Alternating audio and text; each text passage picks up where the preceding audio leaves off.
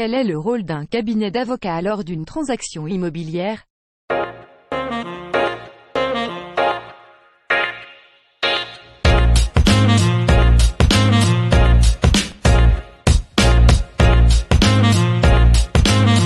le cadre de l'achat ou d'une vente d'un bien, il va falloir que vous soyez conseillé par un professionnel parce que parfois c'est l'achat d'une vie.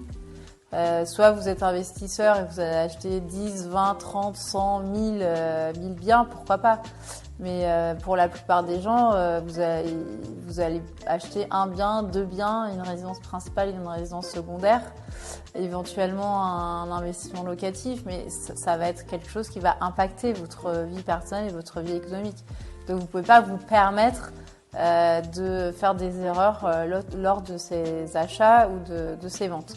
Donc l'avocat est là pour sécuriser votre contrat, vérifier lorsque vous achetez, notamment si vous achetez en copropriété, vérifier si le règlement de copropriété est à jour, si les assemblées générales ont été tenues, si les documents de copropriété sont à jour, s'il y a des litiges dans la copropriété, est-ce que la copropriété est sous administration judiciaire, ça peut arriver ça. Mais après, même si vous achetez des biens qui sont hors copropriété, il faut déterminer si par exemple le bien est dans une zone sismique ou dans une zone inondable.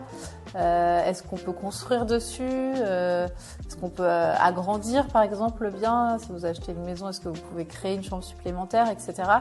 Est-ce que vous pouvez surélever le bien? Ça, c'est des questions qui sont vraiment importantes pour savoir si vous allez pouvoir valoriser ce bien ou pas.